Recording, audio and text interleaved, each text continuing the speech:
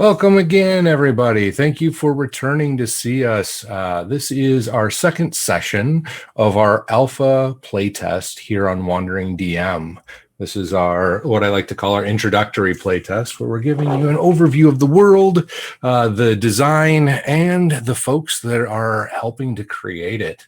We're going to go around the table and introduce each of us again for our audience or any new people that are watching this time. And we're going to start at the top left again with Wasa. Remind us who you are, what you do. Be sure to brag on yourself. And then this time, give us one element of Omens Rising you're excited to share. What's something going on that you want to tell the world about?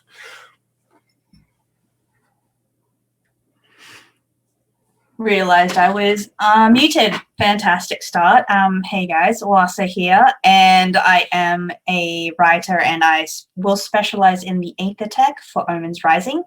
I write in the TTRPG community. One of the things that I've written in is Sino Una, and there are a couple of other things I am writing for that I unfortunately am living in the land of NDA for. However, very excited, and I can't wait to share that all with you. Thing that I'm really excited about in Omens Rising is the wonderful work that Kayla has done on the aspects and a couple of omens and a couple of interesting, we'll call them creatures-esque, that we will unfold in this wonderful adventure and in future. So that's what I'm super excited about. It was beautifully written and pleases the writer in me as well as the game facilitator in me. Thank you. Going across the top, Jamar. Remind us who you are, what you do, and one element of Omens Rising that you're excited to share. Welcome back, guys. I'm Jamar. I am the culture writer for the Kisnoek, which is the forest witch people that are not super nice, but also really nice. It depends. They live in a haunted forest. Their lives are complicated. I am, as of, I think, Thursday, basically a college graduate. I just finished my bachelor's in game design. So I'm not really doing much anymore. I am writing a screenplay. That is a thing about some characters I've had for a very long time. It's also about witches. I think you might learn that I really like witches. These witches are urban, though. Let's see. What do I love about Omens Rising that I'm excited to share about that isn't just like what I've already gushed about at length in the last one. I'm really excited for. I think one thing that I'm really into is the cultures you don't get to see, and like in this stream. And what you'll see here is the interconnectivity and the kind of like culture shock that comes with them, especially for my character. But a lot of these cultures are like either they play on tropes that you love and find super dear, or they're like completely original. And I don't know, I'm really excited for people to see all 12 of them. Technically more than that, actually, but you know, it is what it is. 12 core cultures plus a smattering of others. Excellent. Thank you, Jamar. And we have Fennicini with us. Fen, tell us who you are, what you do, and one element of Omens Rising that you're excited to share with the world. Okay. Hi, I'm Fennicini. I'm on the internet under that name and pretty much everywhere. I am a bit of a graphic designer, a bit of a writer. I do a little bit of everything. I did specifically for Omens Rising. I'm doing the character sheet design throughout the creation process, and outside of that, I do writing for a couple other TTRPG people and people's groups. And yeah, I think that's about it for the important parts. I also stream various places here, there, you know. One thing I'm excited about Omens Rising. I'm gonna hype on Wasa a little bit. I'm really excited for the Aethertech stuff. So like 100%, it's like the part that like inspires me the most out of everything that's like been talked about like recently, and it's just all of like the cool like steampunk, but like geographically or like ecologically sensitive and kind to the world is just very, very good. So, But thank you. Yeah. Steampunk without the steam. Yep. Leona, Hello. your turn. Hi. Thank you. My name is Leona. You can find me on Twitter at the Leona Maple. I am one of the consultants for Omens Rising, as well as one of the culture writers. Beyond that, I do sensitivity reading and cultural consulting and all kinds of things. So you should follow me on Twitter to find out more about what I do, because apparently I can't remember a single thing that I do right now. It is one of those days. But one of my favorite things about Omens Rising, and I cannot for the life of me remember what I said last week, but the thing that always gets me about this game is the uncanny magic. And what I mean by that is it's I don't always believe in coincidence. And in this game, there are one too many coincidences for it to be a coincidence. I have found that when you do character creation, when you do session zeros, when you just start talking about this game and you start playing this game, everything just kind of falls together in the most beautiful ways. It's just every time it's like we were doing our session zero and I was like, I just know that this person is going to say this, and I had this look on my face and Chris started laughing because I was just like, I knew it, so there is very much kind of this, it's not just that we have a magic mechanic, there's a genuine magic to this game that starts at character creation. It is not just about the cards or about the people, but the genuine something that I cannot even put my finger on about this game that keeps me coming back for more every single time. And it's my favorite thing because you can't explain it, but it's there. It's almost prophetic. Uh-huh. And that is my all-time favorite thing about this game every time. Love it. Yeah, Love they it. definitely know who they want to be. Like Yeah. after card one, they're like, I know what I want. I know what I'm into. Love it. Emmer.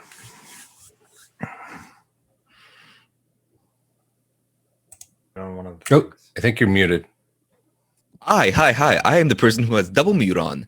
Hello, it is me. I muted myself both on Zoom and with my microphone. I tend to only do Zoom on Zoom recordings, but anyways, hello. I'm Amar Amaraz. I'm a writer, game designer, podcaster, streamer, person who doesn't know how to use their microphone. And I am here as part of the Omens Rising team, as one of the culture writers and general math person TM.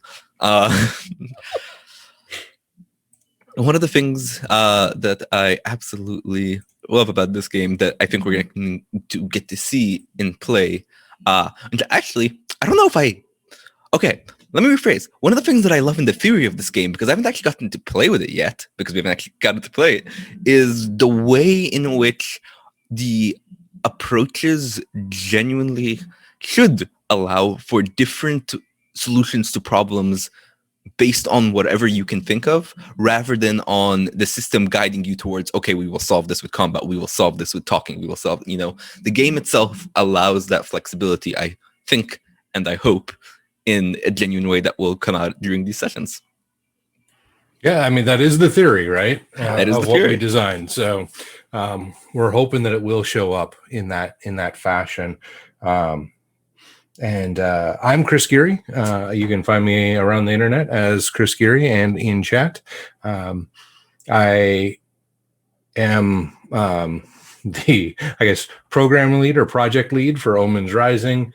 You can find me as a streamer on a variety of places as well, including, mostly here on Wandering DM as of late.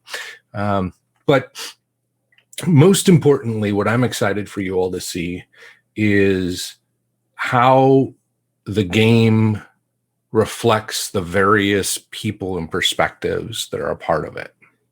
There is something that I find, I don't know. It's part of the magic for me, is how all of these different influences have come together and created a cohesive feeling that sometimes would be otherwise lost. So to talk about those different people and such, we're gonna flash back to the ship. And if you remember right, we were about a day out from this village in need of humanitarian aid. And this village is referred to as the Shades of Once Were. The phrase once were is actually hyphenated, and it is our kind of colloquial term for anything that's ancient or in the past, anything that predates the cataclysmic event that reshaped the world of Omens Rising. And so this village, who is referred to as the Shades of Once Were, has been coming across some major troubles. Their crops are not bearing fruit. There are random explosions throughout the area. We find ourselves, or they find themselves in a precarious situation where they either must flee where they are, or they will have to find a solution. And enters our ship, led by one Captain Robin, who is bringing along a variety of different types of aid, as well as some talented folks on their ship. We got a brief introduction to 5 of them, or 4 of them last week. And our 5th one, we're going to start with this evening. So, Fen, why don't you take us away and tell us where would we find Wander on the ship with less than a day to reach the village? I think Wander, with less than a day to go, is probably, depending on the time of the day, they would probably either be in the mess hall, making sure that there is food available for those who wish it, or they would be reflecting on the journey that is yet to come for them. And they'd probably be doing that in kind of their room, or in a kind of more secluded spot of a common area, one of the two. And they would be just kind of figuring out, I think, in either space, whether they're preparing something or simply reflecting. They are trying to figure out what messages they've read in the stars that will help them be helpful to others in the journey that they have just started on. And I think they've spent most of their evenings on the journey out, on kind of like the, I guess, kind of like observation deck, or kind of up where they can see the stars the best at night. Mhm. And then during the day, they are helping out where they can and making sure that everyone has what they need to be comfortable and healthy. Okay. So, Fen, can you do me a favor? Chat says that your mic's a little quiet. Yes, I can. I can turn it up. Yeah, can you turn that up a little bit for me? Thank you. Maybe that's better. Yeah. Hello. Thank you. Thank you. Now So a couple of the things that we've got going on here is everybody has brought along a significant item for this venture that is going to aid this effort. So not the one that you created during character creation for Wander, but something that they would be bringing along to help with this particular circumstance. I remember when I caught up, so I listened to the last session, I had something and I forgot to write it down, and now I've forgotten it. Mhm. And now that you bring this back up, and I'm like, I had something. Isn't that always the way? Yeah. Man, what was it? Can you remind me of what everybody else is bringing, so that way I'm not, or at least I have a starting point, I think. Sure. So everybody else, let's see. Leona, the captain, is bringing their some farming equipment, some Aethertech farming equipment, and Flicker is bringing, or Wass's character is bringing winter wheat, which is a hardy grain that can survive a lot of different areas, but can also whatchamacallit, be repurposed. It has repurposed value, like for thatch roofs and other types of things. Though it's very fibrous and useful in that way as well. Then we have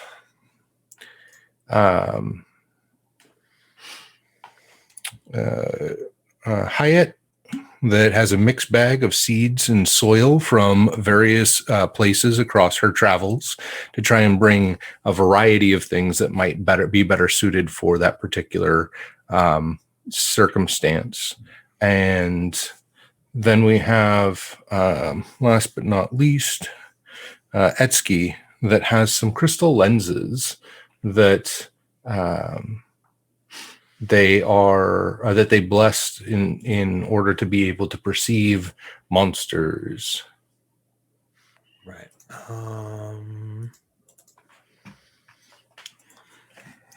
Hoping that would maybe jog my memory, but it does not. So let's remember. I think one of the things that they would bring,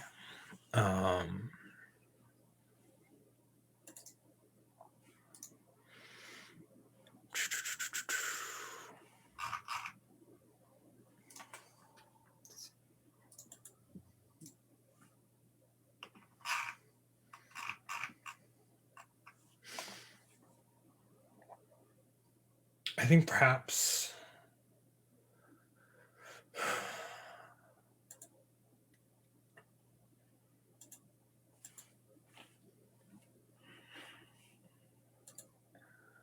they would probably bring back components that would be useful in building new Ocon. Okay. Something that I think they probably would either know or be cognizant of is if they remained in a valley that did not have access to a lot of refined materials, they would have a harder time creating that technology easily. If that makes sense. Yeah, that makes sense. Okay.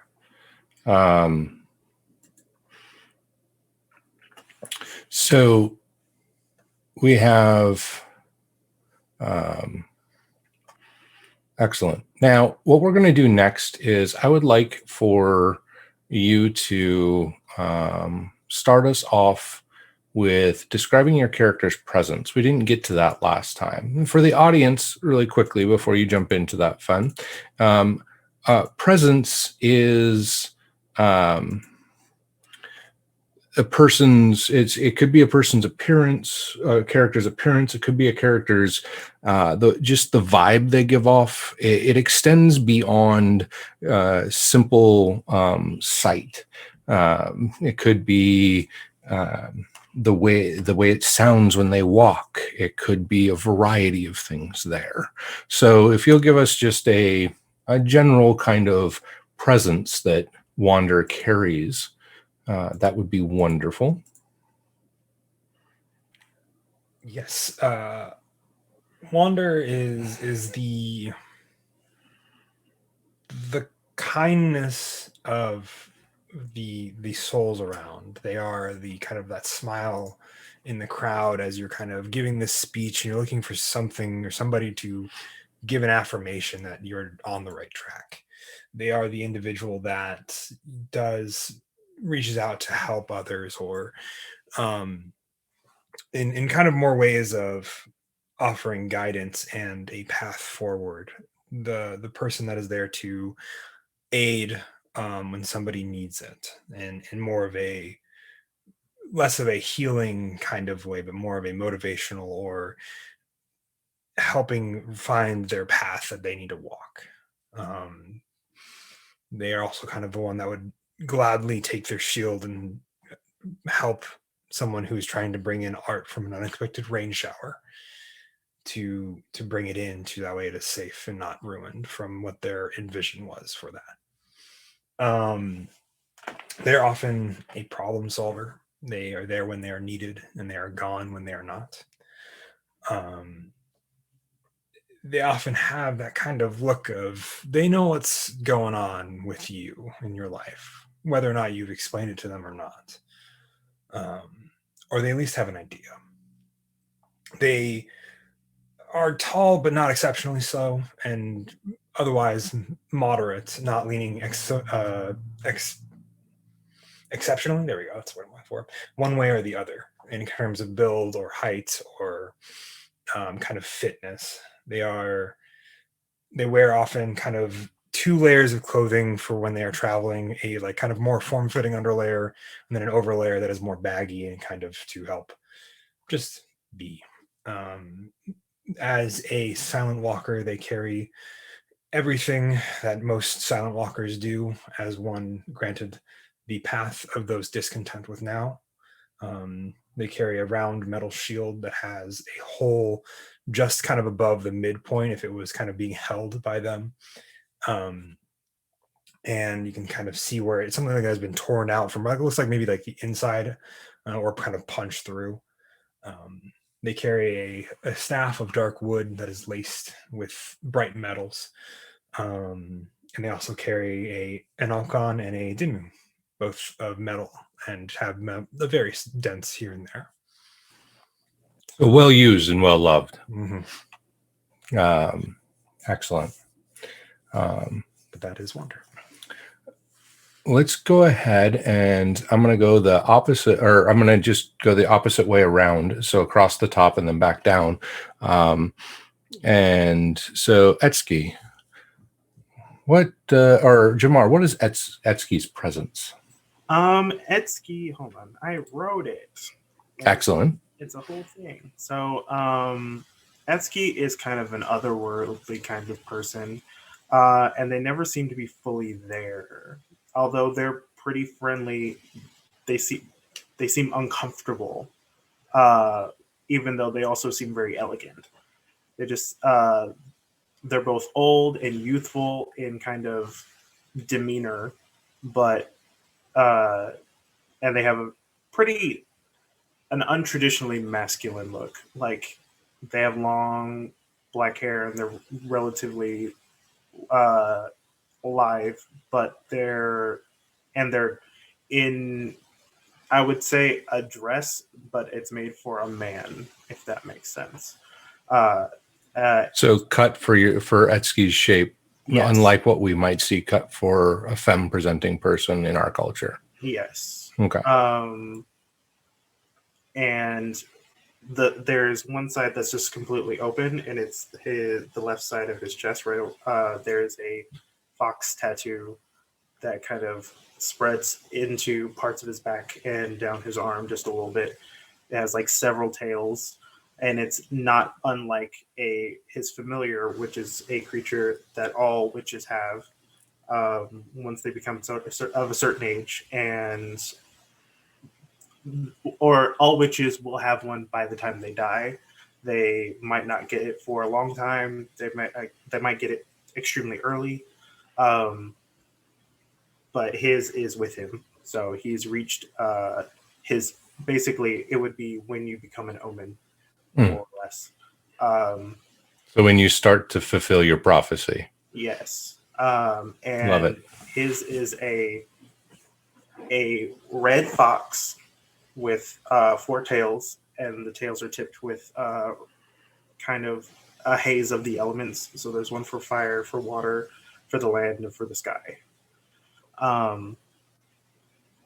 Generally, Is that the same number of tails on the tattoo? Do they match? The tattoo has more tails. Okay. But the tattoo, but it's more of a interpretation. He got Mhm. his tattoo before he got Yeah. familiar. I'm just curious because as we all know, numbers are important in Omens Rising. So how many tails? I'm going to have to look at that art real quick. Because there is a canon tattoo design made by the concept artist doing my culture. 1, 2, 3, 4, 5, 6, 7, 8, 9. There's exactly 9. So 3 threes. I love it. And along their kind of like it's like a waistcloth that also holds things. They really don't have too much as far as on them, other than like their mask, which is a crudely not crudely made, but it is a little worn. It's a kind of a vaguely creepy fox mask, and they have a knife for in case they need to like stab something real quick and they don't have time to do magic. Otherwise, they keep. Like I said, the Kisnoek are not a simple. They're not a rough and tumble people, especially not him. And so he looks kind of regal and almost completely unsuited for combat. I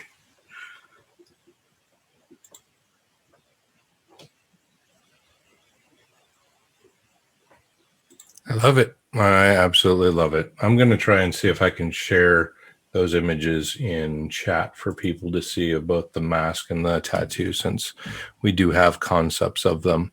And while I do that, Wasa, will you tell us more about Flicker and Flicker's presence? All right. Or Flick's Yeah, presence? so that's it. So Flick is a silent walker, just a brief premise. And there is a certain pull towards them that's this kind of soft and warm and welcoming. That's the equivalent of, say, you are on your travels and you see that there is shelter and there is a fire and that there is warmth that is inviting. That's sort of what their presence is. There's sort of that promise of a comfort. However that may be, it's something that is welcome and something that is a strong part of themselves. Whenever they are, looking at individuals, whenever they are looking at situations, the world around them, you would notice that there is always a curiosity, that little sort of spark of wanting to understand more. They are people who are they're part of the Silent Walker faction that is the present. So there is always that desire to and curiosity for the now that they may not necessarily understand yet. They are obviously then a listener, a person trying to understand, gentle-natured and kind. Would you say that they're content to learn? I think so. Yeah, so that is them, and they have what is their underlayer is sort of similar to what a lot of silent walkers wear, which is a lot of those whites, but the cloak that they have is weathered and colored, as if it is patched with the journeys that they have experienced and the situations that they have experienced throughout their journey as a silent walker. Similarly to Wanda, what they carry with them is the traditional silent walker things, the Okan, the Dimu, the shield and the staff. Their shield is made of wood and there is sort of a couple of dull rings around, like in the design of the shield. And when you look at them, maybe at first they are a little bit dull, but it's sort of, if you look at it a little longer or if the light touches it the right way, you can see the way that they shine. Their staff is also made of wood with a little notch at the top to carry Dimu or the Okan. And that's really their presence and what they carry with them.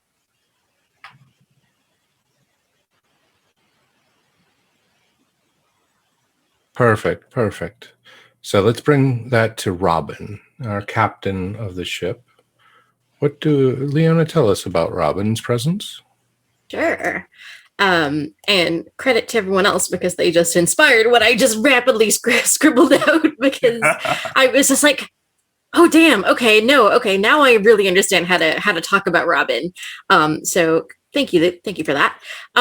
Robin is very quickly, her background is that she is from the Pragati or progress half of the twin cultures. The Pragati half are very keen to explore technology and science, but unlike most of her people, she has the wanderlust of the Shanti half of the twin cultures. And that is why she's the captain of this airship, the Bird of Paradise, and is eager to explore the world, but unafraid of technology. As for her presence, Robin is an adventurous person. She is tall, with long brown wavy hair, green eyes, and an athletic physique. She wraps a folded bandana around her head to keep her hair back. Her clothing is sometimes more feminine with skirts and dresses, and sometimes she prefers the practicality of pants and shirts. She has a warm smile and a strong, confident personality. She is fiery and passionate as well as energetic. She has a zest for life that tastes a bit like the limes she sometimes sells. She isn't afraid to work hard and be knee-deep in the mud and mire to help someone, but can also be drawn to trouble and the kinds of adventures that we would typically know Robin Hood for. She has a hearty laugh and is welcoming to all, unless she has a reason to doubt them. I don't know why, but I keep imagining that like Robin has like Michelle Obama toned arm, just a little buff, just a little. I think there's just like a little bit of buffness to her, where it's like you don't see it, but the moment she like pulls on a cord or something and she like flexes, you're like, oh shit. You're like, oh my god. 100%. You completely get it.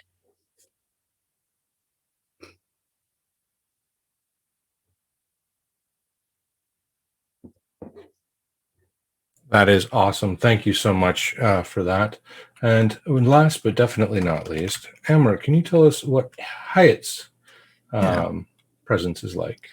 So Hyatt physically isn't a lot, and you get the sense that it isn't an impression of uncertainty about their physical appearance, but rather that she deliberately curates an appearance that is as nondescript as possible. Her attire covers her entire body, a long white galabeya, the traditional Arab wear, if you're familiar with it.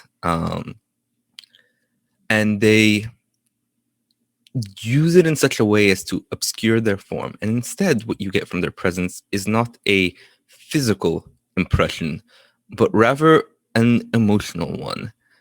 They carry with them a feeling of comfort and warmth wherever they go. Their impact is that of someone who is here to help alleviate the hurt.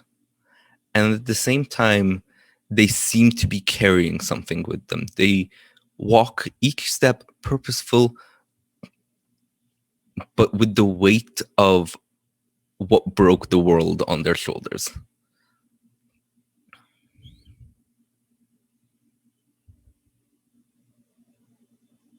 I like it. Thank you. And it's about this time that we find our Bird of Paradise landing in a valley. For all intents and purposes, the valley looks lush enough. The river that runs through it flows. There seems to be no impediments to the different parts of what would make up a valley and the fertile aspects of it. There's plenty of trees. The grasses seem to do fine, but we can definitely see the plots of lands that have been farmed as we descend into the valley, and they look starkly different than the land around it. The soil, even from this height, has a grayish tone to it. It's almost ashen in many ways. There's a hint of a haze about the village itself. Maybe it's due to a recent explosion and having some sort of, ash in the air still, some sort of pollutant that the natural breezes have not brought away or pushed out yet. But it's there. Kind of like, Pigpen from Charlie Brown. Just a little bit hanging around, not enough to keep you from seeing it. But from this vantage point, anyone who's looking out, it looks different than what you might have imagined. Most of the buildings seem to be in fine condition, though there are a few of them spotted across the village and the outskirts, the outbuildings in the outskirts, that you can definitely tell from this vantage point have been destroyed by some sort of fiery blaze. As the bird of paradise sets down on a fortuitous cliff near the village that is less than 100 yards away, you find yourselves preparing to exit. This cliff gives you enough space to be able to unload, and it's not a steep slope per se. There is a winding path that comes to this, almost like it was set here at some point in history for an airship.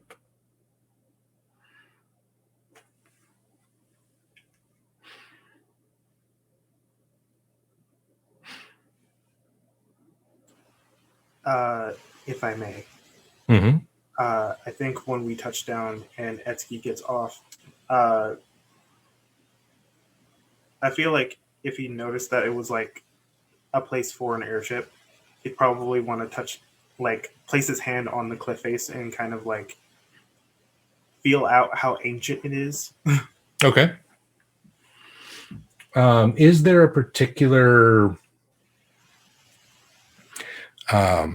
aptitude that Etsky would rely on for that? As with last time, Etsky is not is almost definitely a one-trick pony. I don't know why I'm going to pretend like it is. It's going to be Aetheral. Okay. And on that note, I will go ahead and deal cards because I forgot to do that earlier. And make sure you draw 2 more to draw up to 4. And then what part of self are they going to use to connect to this intuition? I have accidentally drawn too many cards. That's fine. You can just discard the last 2 in your hand, and I'll scoop them up and shuffle them back in afterwards. For this one, I think because it's kind of like a knowledgeable thing, something that is like purely factual information. I think he's going to use mental. That is the spades. Okay. And go ahead and play that card if you will. I've done that. Excellent. So as we continue to transition between our table view and our camera view for you all, I Jamar has played a 5 of spades. Spades, as a quick reminder, is the suit of mental. It's also the suit of communication and the element of air. It is your base is rank 3, right? Good. Yes. So it is a 9, base 9. So that's a total of 14. Yes. On our threshold for this sort of thing, we would be looking at a minimum of a 14. So that is our first rank of success. There are 3 ranks of success. We touched on that a little bit last week. There is the first rank, which you glean basic information or reach the minimums of the what would constitute a success at 150% of the threshold that you're shooting for, which in this case would have been 21. We would reach the second tier of success, which would constitute everything that was intended.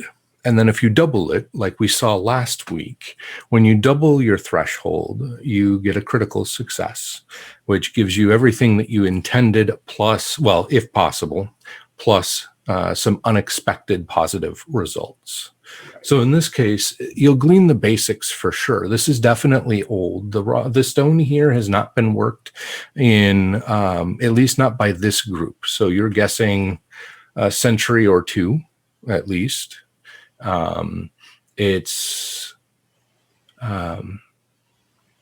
speaks in old words and old language, and you find yourself drawn to that sort of that deeper knowledge of what the soil or the land can tell you in a way that is kind of interesting. It's unlike the star forest that Etsky is from. This particular area has much more calmness, much more satisfaction to it. It's not in a constant state of turbulence or heightened awareness of its surroundings. But there is also some sort of almost a malaise, almost like something is sluggish about it in a way.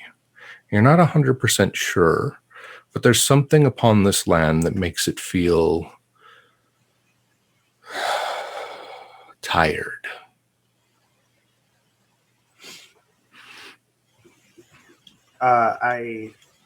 Etsky will get uncomfortably close to the ground and speak in hushed words when he says, "We will fix this for you, I promise." And then he like pets the ground and he's got dirty hands. His familiar is probably like rubbing against the ground as if to comfort it, much like a fox would. Okay. Lovely. For our audience, one of the things of note is that all things in Omens Rising have some of the aether within it, even in the prime. It is converted to what we call vitae or life essence in the prime, but all things, the land, creatures, plants, the air itself has an element of vitae. And if one can tap into it or connect with it, one can piece information from it. So there's an important question in chat, Jamar. Does the familiar have a name? I haven't decided on one yet. So when if it comes up I will have to make one up on the spot, and it'll probably be awesome. So ponder that, because I'm sure somebody's going to ask all about it. And while we still have Etsky, before we move on, if you remember last time we talked about the drain that can come from casting spells. And in this case, it was a social drain or an emotional drain for Etsky that had to do specifically with social interactions. And we discussed the importance of sensitivity to that when it comes to things like autism and other conditions that have that in real life. But now we're going to talk about the path to restoration. So, Jamar, what is the path to restoration that we decided on for Etsky to repair this bit of drain that they incurred? So his drain is pretty much something that he's pretty used to. It's just not feeling capable of interacting with people in a way that like both helps him. It's just really, it's literally draining, but also in a way that like would create a positive outcome in any way for either person. This is harmed his connection to his idea of belonging, specifically the ability to feel like he is part of any particular group. And even though he has done something he did it by making something for the group, he still feels like he is like disconnected from the group. His path of restoration will probably involve giving them these shards and kind of letting them, in a lot of ways, letting them experience him even when he's a little uncomfortable with like existence. So choosing to interact with others and reconnecting with others as a way to restore that path, but on his terms. Right. Okay. It might happen. It might not. We'll have to see. And just so everyone knows, there's 3 levels. There is a minor impairment, I don't know that I'd call it minor, a -1, a -3, and a -5. -1 is maintenance related. So this would be something that you can do in a small scene or through some sort of short interaction. Other games may call it something like, I don't know, a short rest or some sort of minor downtime impact. -3 is something that takes some form of repair and would take yet more effort. And then the last one is something was actually broken beyond repair, and it needs to either be mended in such a way, like swapping out pieces of it that were mangled, or by replacing whatever the case may be, whatever the circumstance may be. So in this case, we have something that's in need of maintenance. And so this is what we have laid before us. That path to restoration is something that Jamar and I discussed, and we encourage people who play this game to have the GM and the player discuss, what does this path to restoration look like? And that's what it's going to look like here, is that reconnection, but reconnection not forced, reconnection that is on the character's terms, so that way they can feel comfortable again. Jamar, if you don't mind, discard one of the remaining cards in your hand for me, and I'll go ahead and do that. I am a fool. No worries. There we go. I got a lot of hearts in that last draw. There you go. So I will now recall what was there and shuffle. So as the core mechanic, each player starts with 2 cards, including the GM. And when you play, you draw up to 4. Choose the one that you feel best fits the aptitude and the way you wish to interact with the aptitude. And you play that. You resolve the situation. You discard down to 2 again, keeping whichever 2 cards you wish to hold on to in your hand. And then shuffle everything back into the deck to keep the odds of them that card returning equal to the rest. All right. So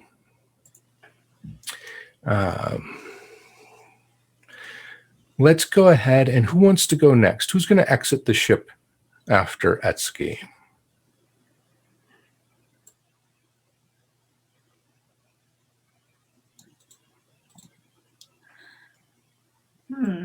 I'll go ahead if no one else is feeling it.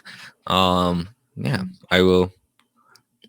Once we've arrived at our destination, I'm gonna spring up, start heading out to see what needs to be done. Okay.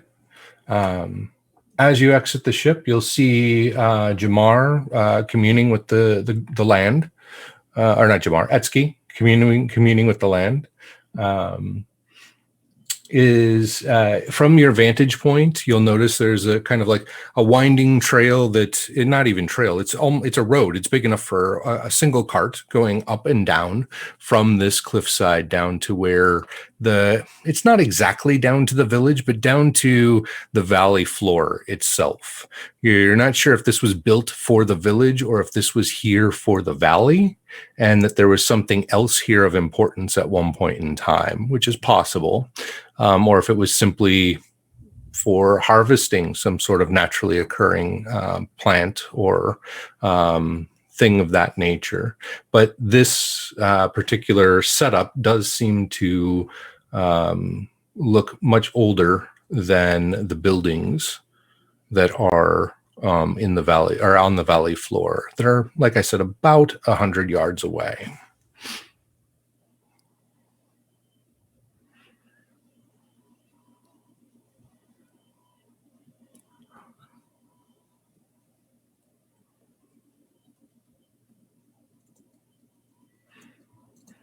What would Hyatt do at this point? Would they leave the rest of the party and head straight to the ship? Would they linger and wait?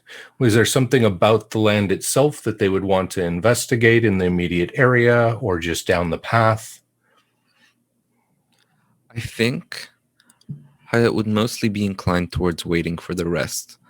Okay. But would begin to try to get a sense for the land nearby, wherever we landed.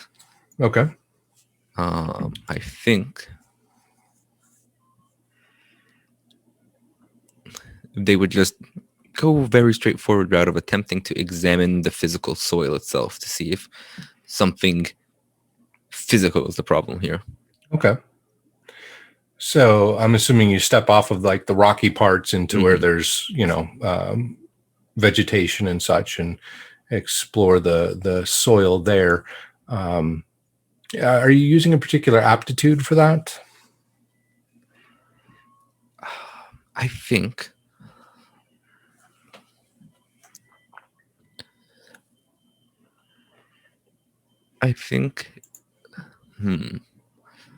that is good. That's a good question.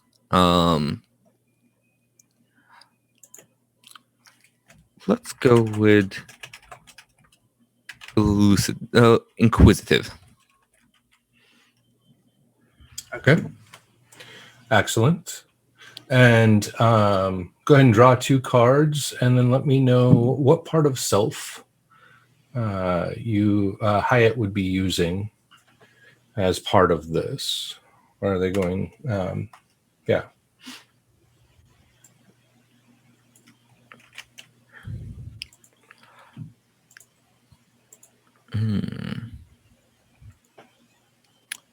I think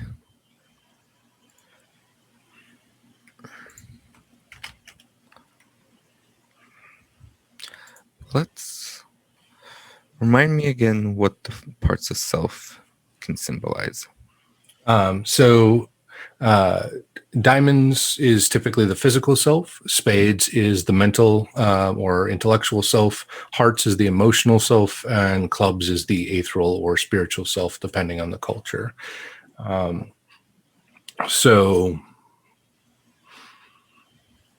you could, in theory, be looking at diamonds and focusing on the physical, the land itself, using the 5 senses.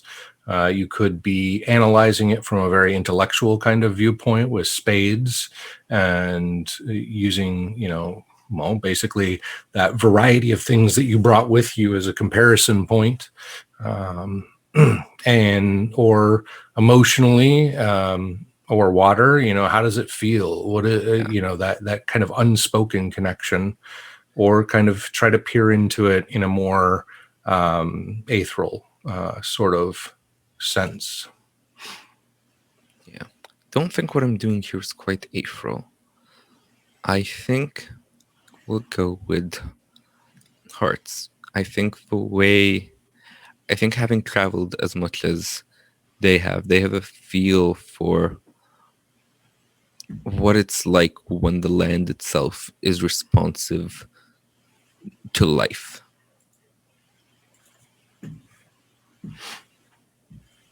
Excellent.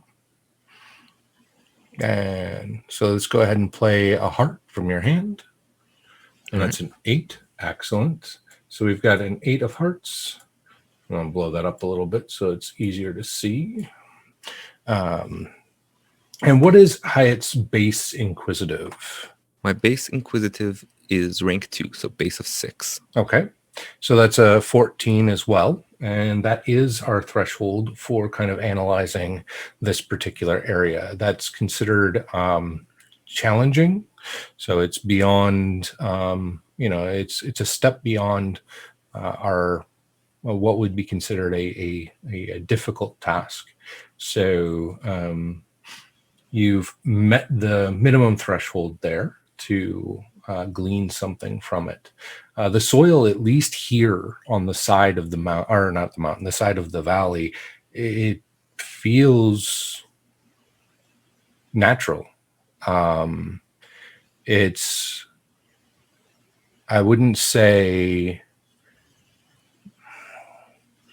overly lush in that particular way. It's not extremely eroded either. It's kind of in that middle space. You can tell by also the touch of the plants that are growing from it, the grasses, the bark of the trees, the pliability of the branches from the bushes and such in the immediate area, that it's healthy soil, and seems to be well paired with at least this vegetation that's here. Okay, I will note that for later.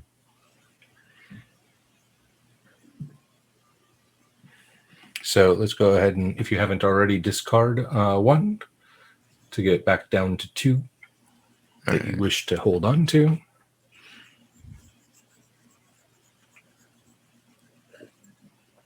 Thank you. And I'll recall those and shuffle them back in.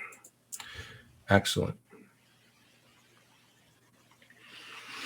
And who's next off the ship? I think if Flick would probably wander out of the ship relatively soon as well, similar to everyone, or similar to Hyatt.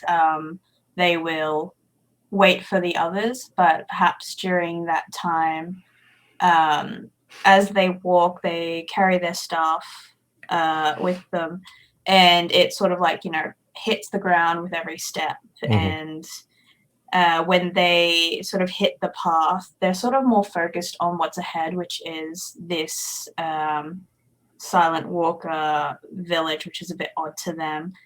But I think that in terms of what they would do, they would probably just have a look around and look at the shadows of being cast by their presence there to see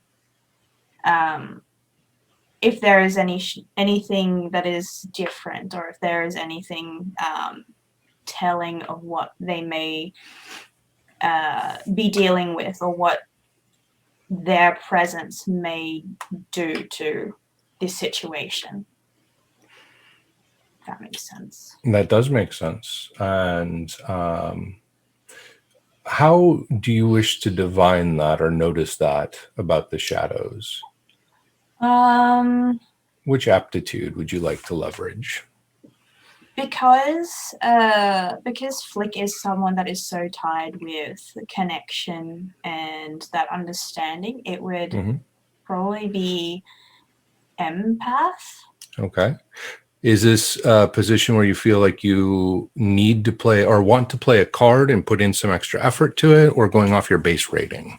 I think I would like to see if I could play a card. Okay, absolutely. So what part of self are you going to use with empath? How are you going to establish this connection? So I have to draw the cards first, Yep. then pick a card. Yep, okay, cool. That way you know what you have to work from. Let me see.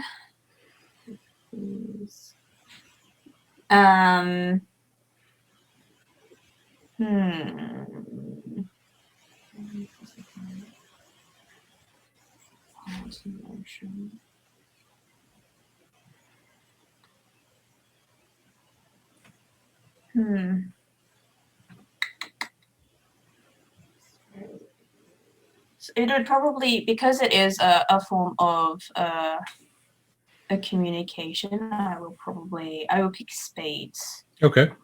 So tapping into the communication aspect of it, listening, or Listening, yeah. Metaphorically speaking. Okay. And I dig it. Did it pop up? Yes, it did.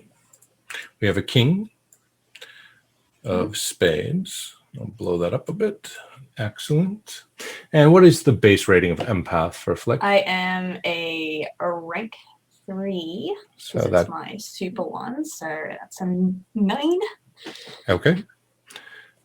So 9 plus 13, so that's a 22, and that gives us the tier 2 success. So what is it that you intended to learn from this in particular?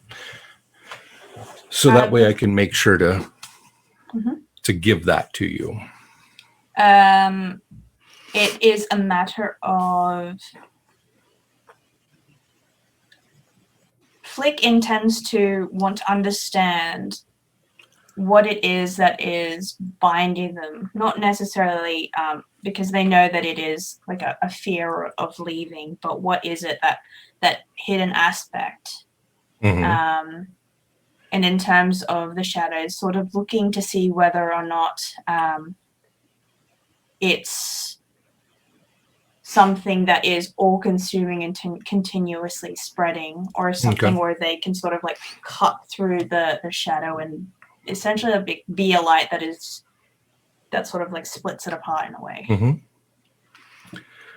What you will notice from the shadows, and particularly your shadow as it being new to this space, you find that it seems to be in a fixed position, which isn't too odd per se, but no matter where you move, it's in a fixed position, and that position is polar opposite of where the village is. So as you start taking steps down, which would change your relative position toward the sun, you would notice that it doesn't really move as it should. Cool. Not terrifying at all. It's only mine. It's only yours that you've noticed that with, because of course the trees aren't moving. The grass, I mean, they could be waving in the breeze, but it's not moving in its position to the sun. As you look around, if you were to look around at others and they started to make a decent, amount of movement, say, 6 to 12 feet kind of movement, you would find that it holds true for them as well.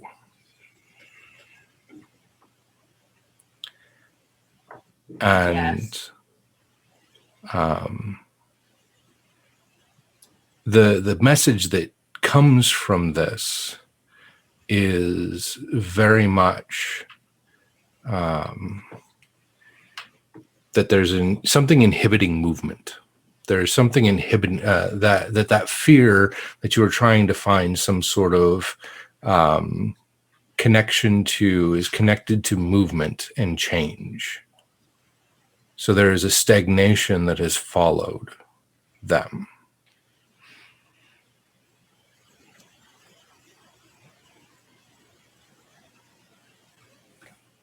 Nice. I love it.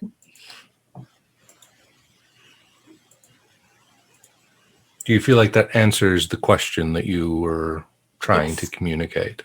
Excellent. Mm-hmm.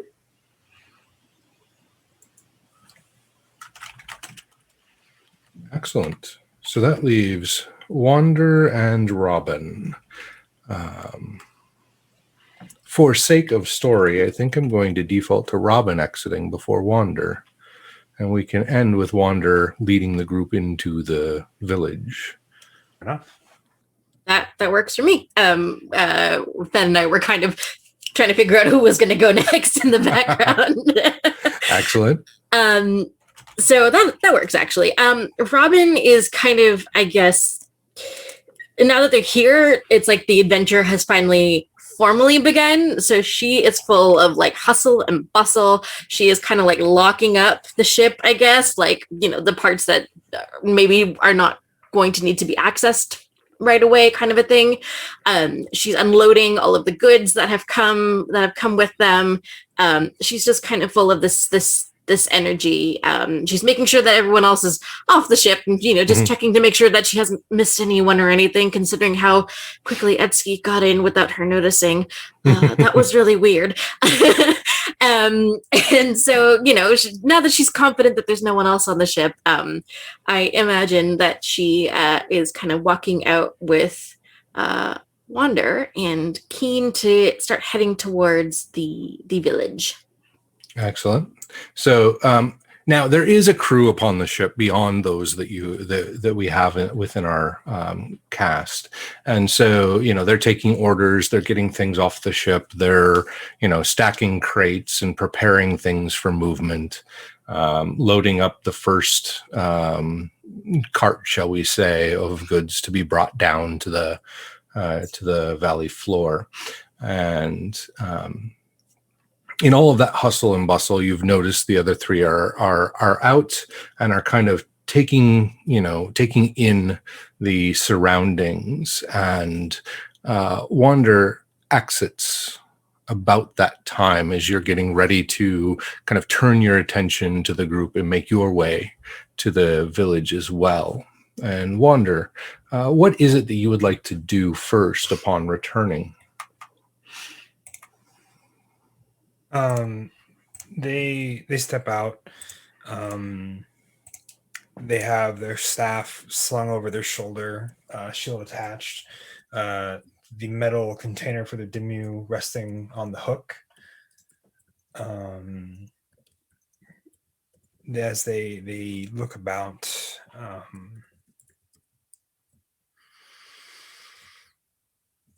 the first thing that they're going to do is they're going to look down at the village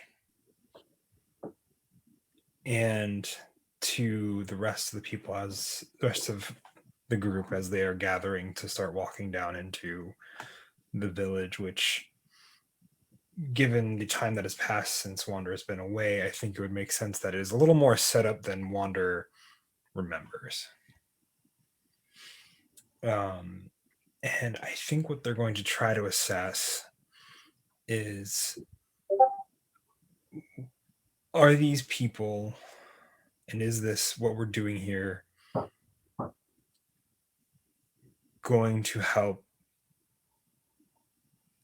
them in a way that will get to the, sorry, let me try to figure out how I want to word this. Help them in a way to get back to the path that they have chosen to walk, and get them back to where they belong and where they are supposed to be in their cycle.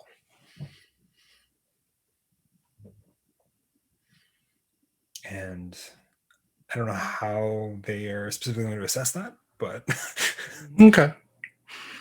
Well, I mean, at this point, there may need to be a little bit more interaction with the village and with those that Wander had once lived with prior to being able to assess that. But the village feels a little more rigid, a little more sedentary than when Wander left. How many years ago was that now? I want to say close to, I would say between 3 and 5. That's a whole gentrification.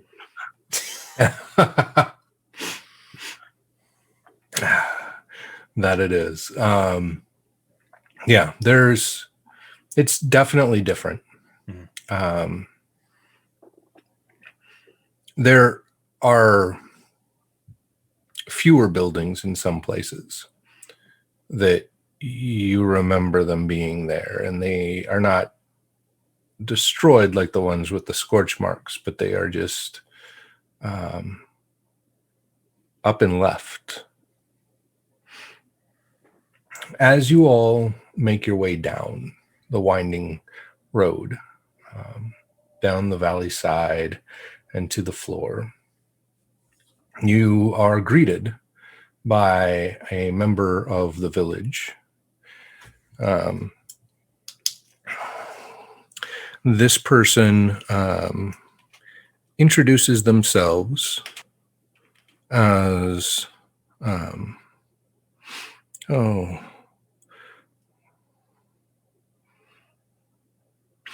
we're going to call her, she introduces herself as Sally, short for salutations.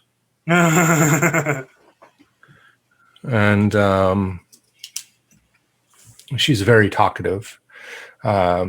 Younger, femme presenting, not child, but definitely young adult. She readily greets you all as though you've always kind of been expected. However, you don't know if that's just her way or if there's something else there.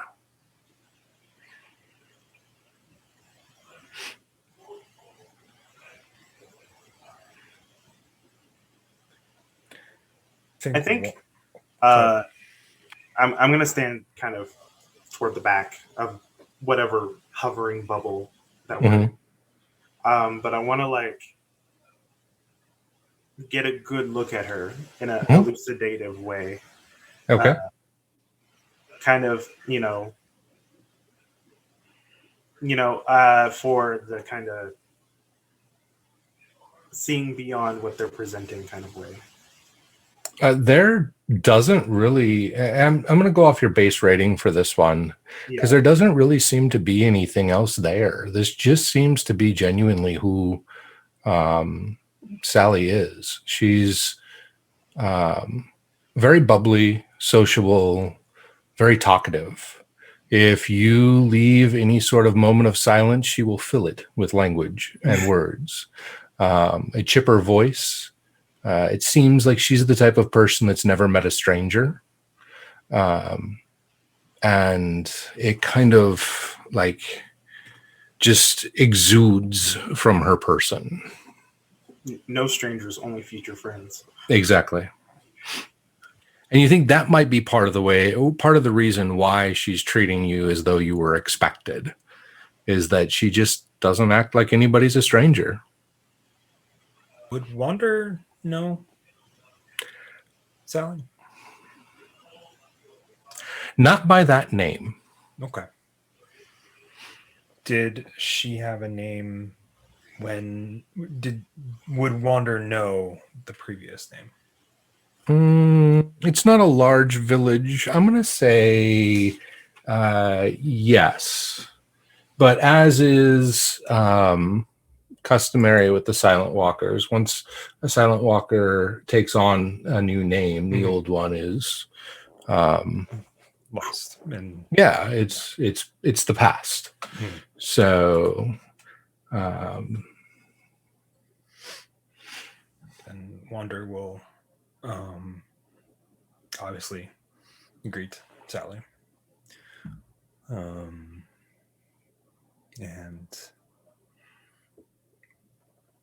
I guess ask who leads.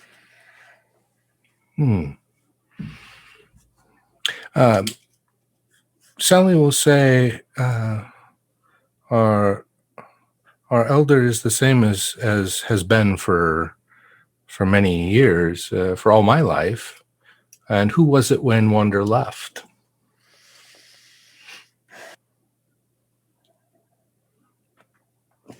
Is this something I'm making up, or is this something that has already been made that I forgot? You're making it up. You're making it up. Okay, cool. This is part of the collaborative aspect. Yes, I just want to make sure. Before. Yep. I would say that the elder when Wander left was I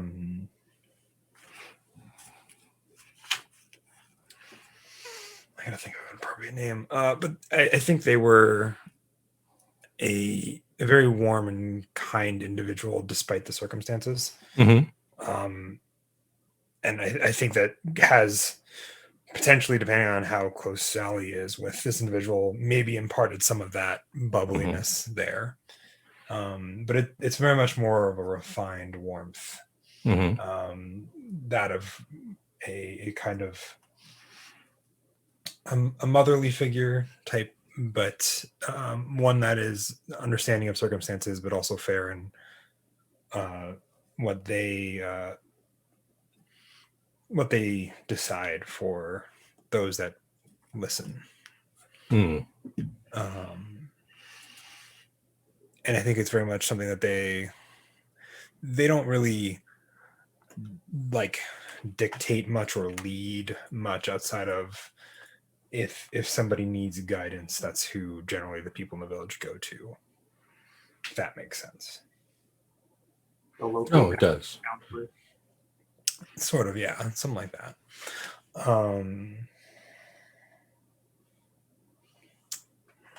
Just need to figure out a name.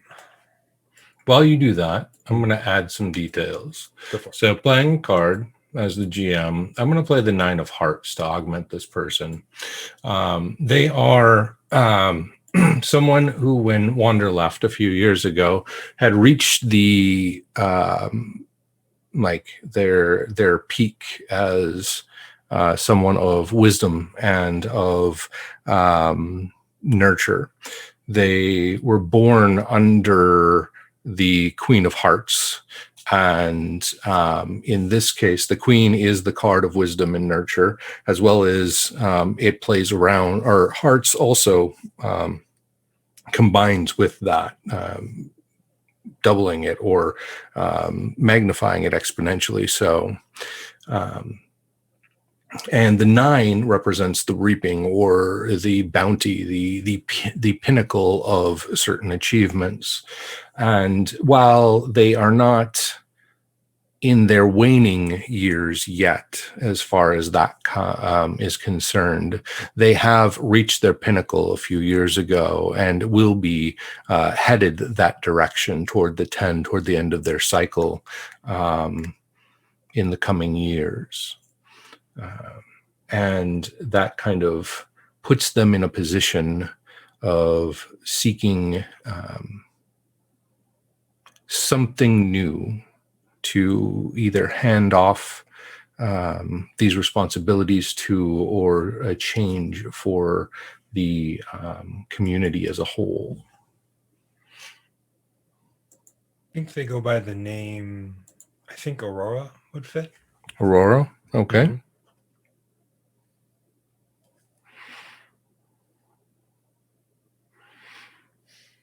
I have to say, the fact that she's looking for something new and a whole bunch of weirdos are just like, we're gonna change the landscape. Yeah, you know, it's possible that that could be a one-to-one connection there.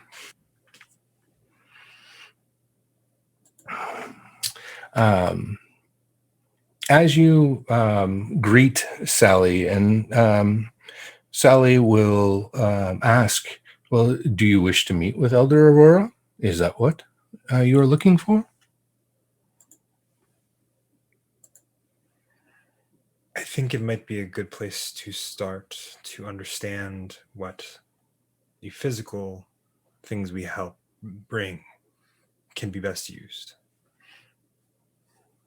Okay, then let me lead you there. And she very, not like childlike excitement, but very much that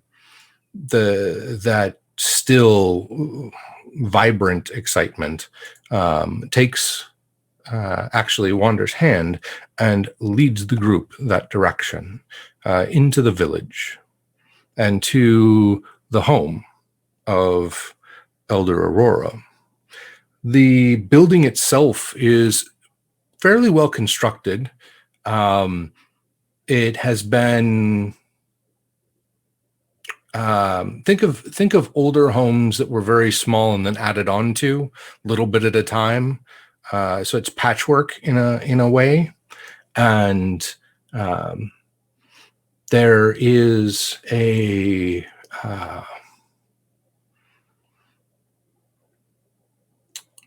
I don't know. There's something about it that feels, in its patchwork nature, as though it's also a patchwork of construction styles, forms, almost as if each edition reflects yet another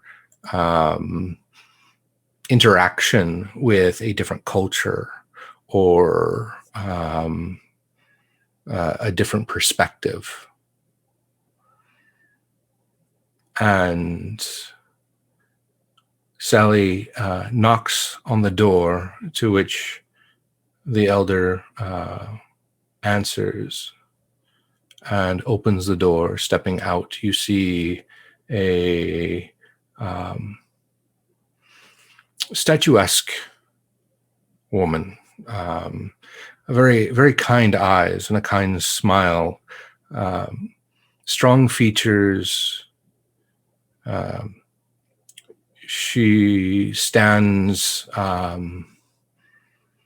taller than Sally, but not taller like she would loom over the rest of you all in any way.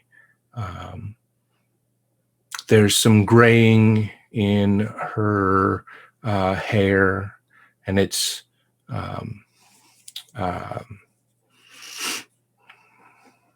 braided in dreadlocks very ornately with different trinkets mixed in different positions that seem to be key. And it's then carried down into two braids that come over her shoulders, each one ending with a series of baubles, kind of like tassels of sorts. Wander, you would note that for at least this community, each one of those baubles has something to do with a major milestone in that person's life. They're personal to that person. It's not like you can go, oh, that's the badge of blah, blah, blah. But they are reminders of the types of things that people have endured and learned from as time has gone. And she is dressed in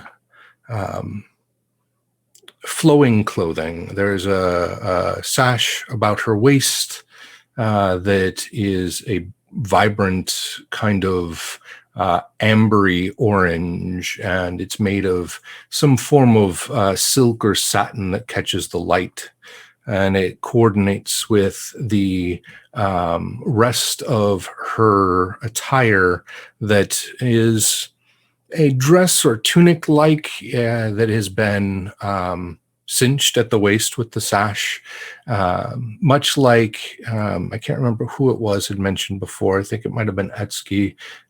This sash can also seems to be folded in such a way that it could hold items as well as is for other purposes, clothing wise. Sandaled feet that currently have no soles, so it looks more like anklets with kind of this bracing over the top. And she smiles at Wander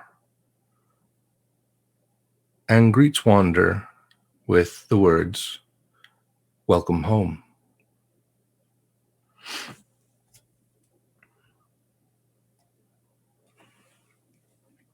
Wander will Mhm. nod in response and go, "I am home."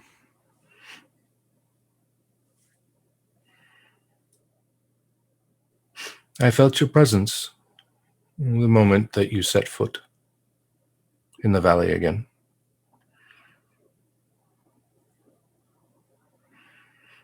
Your stride is unique. The way you walk this world, I could never forget that. Did always walk a little differently than everyone, but it does make for an easy way to tell where one is. But we are here to help, Of course you are. of course. We have some physical and obviously some ethereal help to give. Do you know individuals that would be best for us to find out and seek to apply this? Mm. I might have some places you can start. However, I wouldn't stop just with the physical and the ethereal.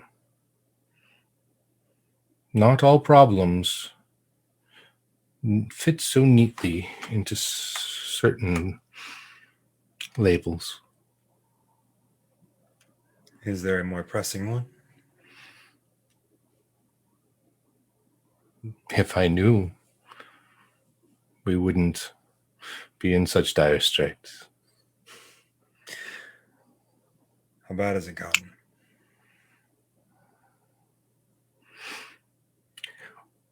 We make do, and it's about then that you start to notice that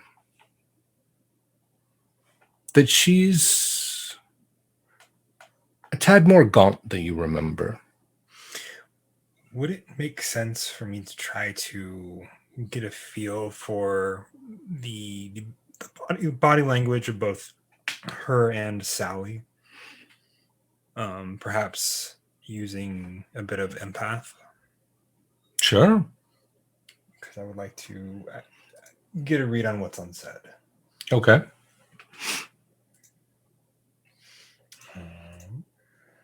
So I have a draw 2, right? Mm-hmm. Draw 2, and I play 1. Let's see. I think it'd be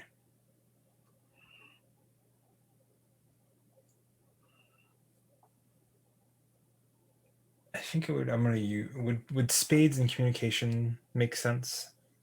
I'm trying to be a little more analytical with it. Sure. I think so. I think that's because it's either that, or I think I have a hard time making a clubs suit work in this situation. Yeah, if you're going for clubs, you'd be looking for what is unsaid aetherally. Mhm. So yeah, spades seems to fit more the intent that you've put forth. Hmm. Okay. Then I will play that. And I will Okay. decide- So we've got the 8 of spades, and your empath is a base. base 9? 9. Okay, so that's a 17.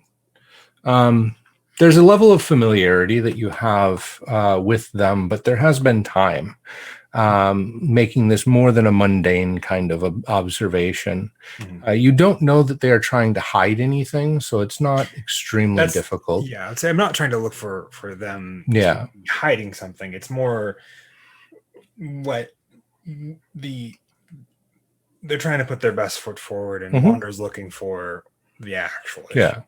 So your target number would be a 10. So a 17 makes it by 150%. So that's a tier 2 success.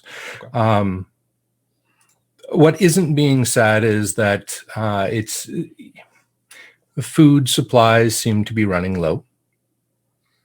Mhm. That there seems to be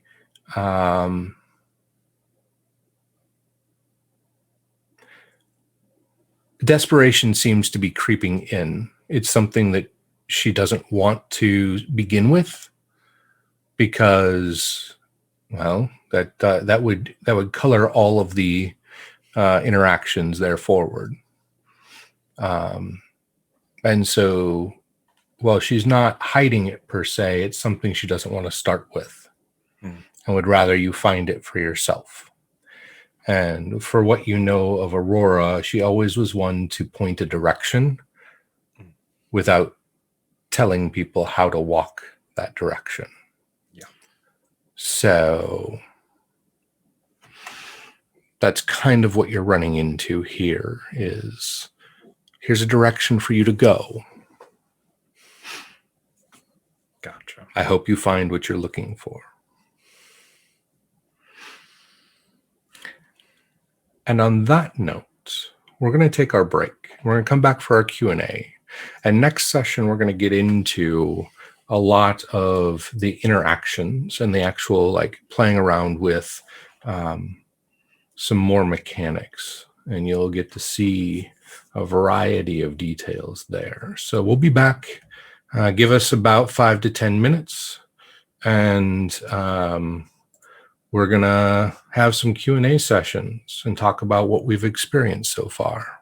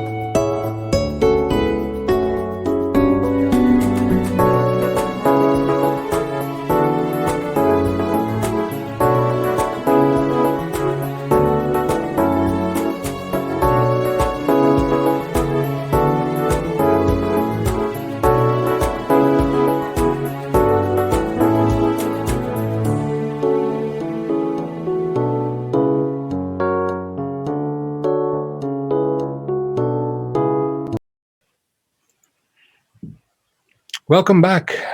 We're glad that you stuck with us for our Q&A session from tonight's show. We got a chance to see some of the other aspects of characters, including the presence. We got to see some of the aptitudes in action again and started to move into the narrative of the story itself. The first question I want to pick up on is something that we didn't discuss last time, and I want to discuss with the group. So while we're discussing, think of a question, if you have one that you'd like to ask of the group in chat. Feel free to put it there.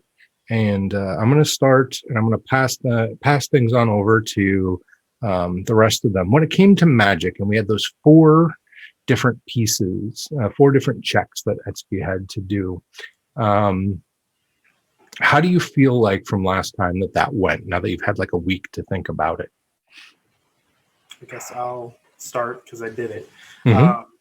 I actually kind of enjoyed it. I thought for a bit I was a little afraid that I was going to find it like almost too tedious because there are so many like steps between result and do. And while I know that, like, first off, that's kind of the point. That is how it's designed. It is supposed to be like that. But also, I got to spend more time thinking about how the magic feels, even for me. Not even just for Etsuki, but also for me. Like, I was able to, like it's a ritual. And it felt like something like there were parts that he was just, like, fixed. Done, and then there were parts that he had to like make conscious choices, and these are the kinds of things that like I don't know, like a typical D&D wizard or any spellcaster in D&D doesn't have as much to think about. And you know, even for a person who's from a culture of like magic is everything, it is easy. It's not easy, but it's part of like breathing for them and that kind of stuff. It's still like something he has to. You know, it's like a muscle, but he has to feel out every muscle, right? It was good and really interesting. And like even when I got to the end and I was just like, what's your detriment? I was just like, this is it. Yes. I was feeling it. I'm glad that it did not feel like an impediment. Now, if we were in the middle of other action, it may have felt a little bit slower because each person would have been able to take one or use one aptitude for each round, each one of those steps, right. Because they were back to back kind of in a separate scene. It may have flowed a little faster. So if we get an opportunity in this playtest or a future one to kind of see that in action, we'll compare and see how it feels there. For the rest of you watching, Jamar, play that through. So Fen, I know you weren't here. I don't know if you had a chance to catch the VOD or not. But let's start with Amber. How did it feel to you as someone watching?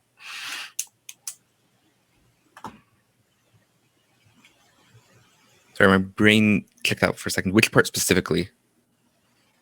I think the whole process of the ritual, like when I was making the shards. Okay, the just overall. Yeah. Watching it. I think there was something neat there about watching how the description flowed into the decisions made with the cards. And then how that then flowed into the cost afterwards.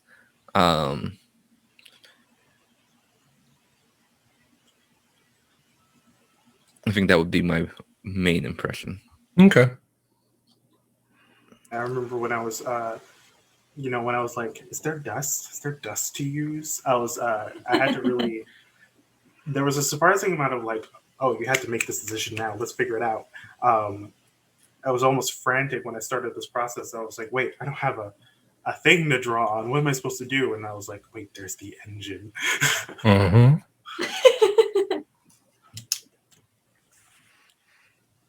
Asa or Leona, any impressions, good, bad, or otherwise? Well, Leona, you can go first. Oh, okay. You-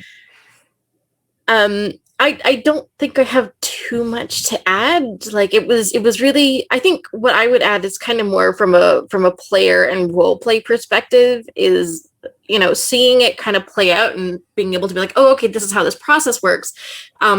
I'm so curious and intrigued to see what would happen if someone like Robin, who is not necessarily from a culture that is so magically in tuned, like they're more ethereal than magic, versus the other half of our twin culture. So I'm so curious. I'd almost want to see it happen again, and I would be so curious to see what would happen and how different it would look if Robin attempted something like that. If Robin attempted magic and what that would look like. So I guess that's kind of like my curiosity is I want to see it again, you know, and I want to see it and see like how it can play out in a different way. But I don't think I have anything to add in terms of other thoughts. Wasa, our engineer. Wasa. I thought it was fascinating. Like just every step, it was just like it all kind of just comes together so well, and it was so organic in how it was done. That you see it, and it is like it was a ritual, and every single component aspect made sense to create something that was solid, that had you know, like from the engineering point of view, yes, it had like the input, it had like the housing thing to hold it, and then the output sort of thing. It all made sense. And then from a player point of view, mechanically, it made sense to me. From a player point of view, it was really great to see that insight into Etsuki as well. Like that's not necessarily like we know what's happened sort of thing, but just to sort of understand the character more. And from that point of view, even though we weren't doing it, Etsuki was doing it, you saw a little bit more of like the dimension of the character, and like more like it was Etsuki was more fleshed out, and we didn't see that as players because it was in a solitary area. But I think that it really helps with sort of your interactions as a group. So you're talking when you're role playing and things like that. It's not just Etsuki is from the witch culture. This is what they look like. This is the presence. There is that next level of understanding. I think that can help. And this is just not just the ritual as well, but all of the plays that we make, all the encounters and the interactions as well. I mean, really, one thing that's a me. To bounce off of that, it's the ritual becomes a very character-driven thing. Like, it's not only just like, to cast a spell, I need a pearl, I need a this, I need a that. You have to make kind of in-character decisions about how you're going to, like, make this work. Mm-hmm. And and especially even the drain, it was like, how am I going to let this out? Yeah, it just felt so much more involved in the best kind of way, in the way that you kind of would want to see magic happen, because otherwise in other systems or other games that you may play, you don't necessarily get that feel for it. It's just like, bam, done. Or like, I want to build something, bam, done. Would you say that you have more control over it, over the actual magic itself, rather than just choosing? Yeah. Okay. I think so. Because you can go ahead. Fix it in the way that you want. Sorry. You can kind of, like Jamal was like moving the narrative and the decision and the ritual in a way that gave control. Oh, that's how I felt watching it. Jamar, did you feel like you had control over the spell by creating the ritual that way? I think it did, but like for me, I wouldn't say like control, because I kind of like already set like the terms of what the spell was going to do. But it felt more, and then it was just like, okay, you need these things. So it was kind of like solving a puzzle in that way. Like I had to hunt for things in my brain to make it work. But when it came to when I was doing it, it's I want to say it's like intimacy and like what people would usually call flavor in D&D. Like just flavoring it a little different, it becomes more yours. You know, it's not magic missile. It's not, you know, the same animations or anything like that. If you were like looking at something visual, it is totally yours, unreplicatable, kind of like. Unless you choose to make it replicatable. Yeah. Like, I'm going to carry these things on me and I'm going to do this thing that I know how to do. Yeah. But you have that choice. You can make it that way if you want to, right? Yeah, but like if everyone did the same thing, like every single Mhm. character, it would look totally different every time. True. I love that. Okay. So that was an outstanding piece that I wanted to ask on camera from last time.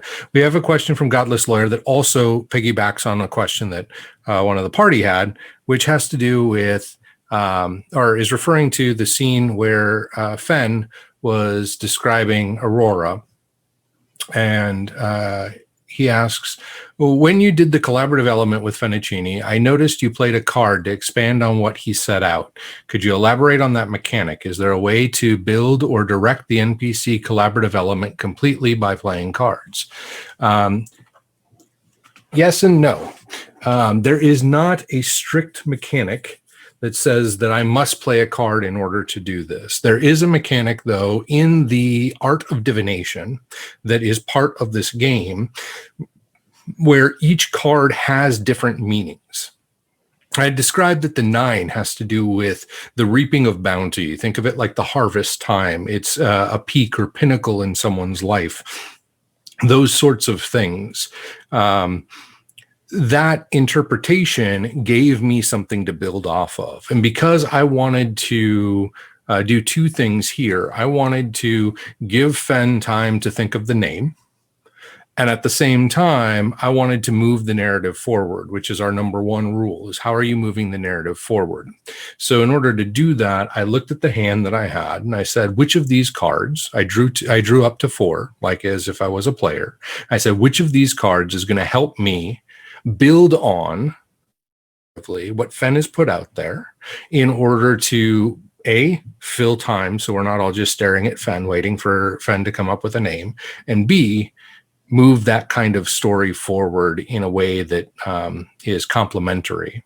And I saw the 9 and I saw the hearts and I remembered the concept of warmth and of, you know, the bits that Fen had given me. And I said, this works. And I threw that out there. I also know bits and pieces of the character's background with Wander, and the ending of cycles is something that Wander finds themselves connected to from time to time.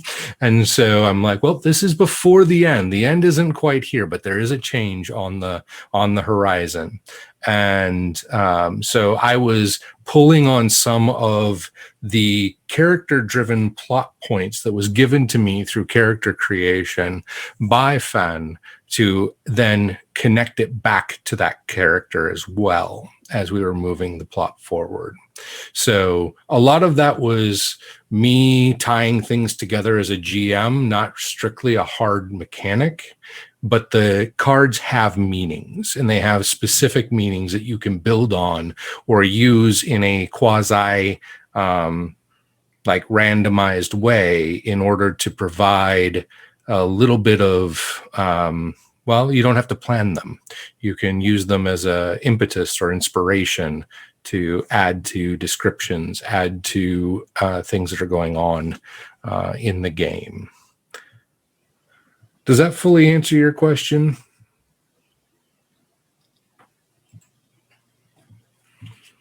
While we wait for Godless Lawyer to respond, I kind of want to piggyback off of that. So I guess my curiosity is kind of, when does the GM get to play cards? Like, is it whenever they feel like? Is it at specific times? Like, you know, if I was GMing a game of Omens Rising, when should I, as a GM, play a card? So there are some times that are scripted. Anytime that there's going to be opposing checks. Okay. The GM will play the card just like a GM would roll a die for an opposing check. That one is pretty standard across tabletop RPGs. Mm-hmm. They would then use whatever base rating of what's being, what's opposing, and then add the card to it. Other times, it's going to come right down to story. And there are moments when, as a GM, we want random tables. We want randomizers to help fill in some of the details about the game itself that we don't want to script. We want to give it some wild magic, so to speak, right? And that's kind of what I went with there. I was like, this feels like a moment where I can add something that's not, I don't have to try and script it. I don't have to make it fit. What I'm going to do is let the cards direct me. So as a GM, I would highly recommend that when you are in that position and you feel like there's a moment where you want to add something, but you're not sure what, let the cards direct you. I love that. And I think that actually kind of touches on what Gala's lawyer just said in chat about, you know, how much the cards might help a less creative player come up with ideas. I remember character creation and I remember, you know, walking in and being like, I have no idea. You know, usually when I play a game, I'll be like, okay, well, what's the setting? What's the, you know, like what's going on? Like, what's the premise? And I'm going to try and build my character based upon that. No, with Omens Rising, I had no clue. And so I was relying solely upon, you know, the cards that I pulled and what they told me and where my intuition and inspiration went.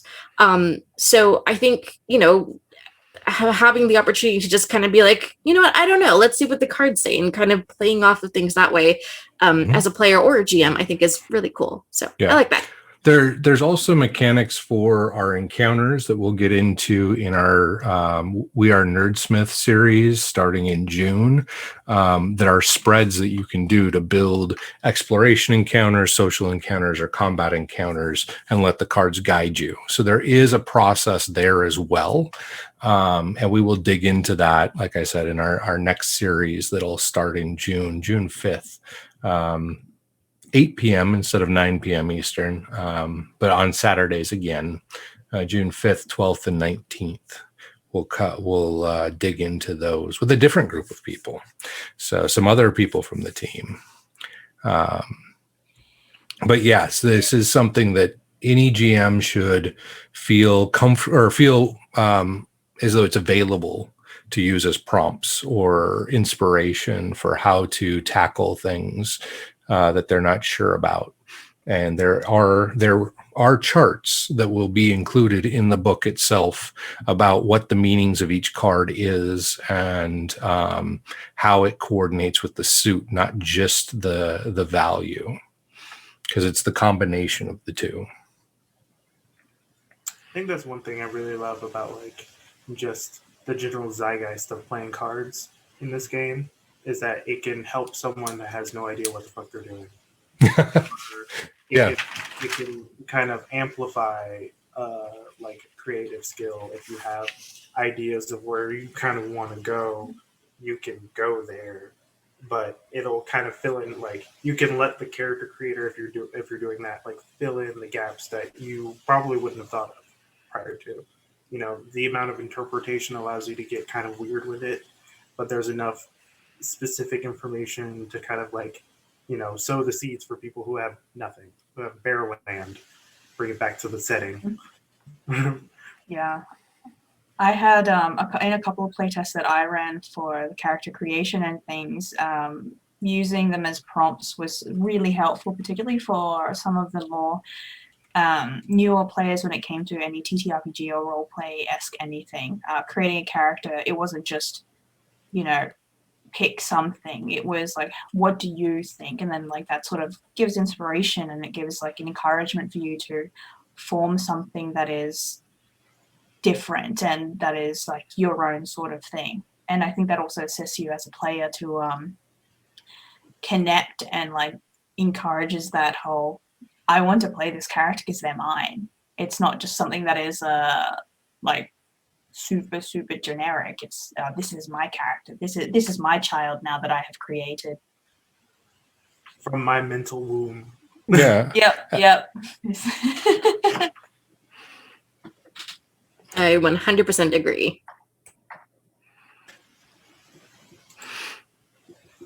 So I get at this point, I'd want to ask each of you've had a chance to do it at least once, sometimes or for a couple of you more than once.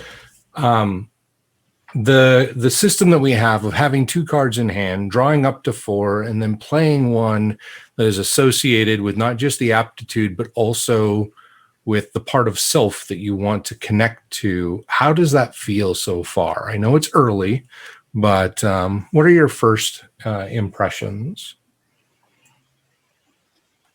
I like it. Oh, go ahead. Oh, sorry. I like it. I think it's a very cool mechanic. I think it for me, I'm kind of looking at more like also, back to the narrative thing. I think it's very cool to see, like, you have a couple of things that you have prepared. You have a couple of like spur of the moment things. I know, Jamara, you were bringing up, and I think in our break that we talked about a little bit about how the randomness of drawing before you play and being able to use one of those. And so it's like, instead of, you're mentally preparing for something like this, but then you get a card that is a different suit, and then suddenly the aspect of what your character leans towards changes as a result. And I think also the ability, like the fact that you have to discard is you have made a decision, and there are obviously going to be things that you could have decided that you can't decide now because you've decided already, because you've made a decision. So I think it's really cool. I think it's a very fun mechanic that ties a lot into the overarching themes throughout the game as a whole. And I think it's good. I like it. That's a too long didn't read.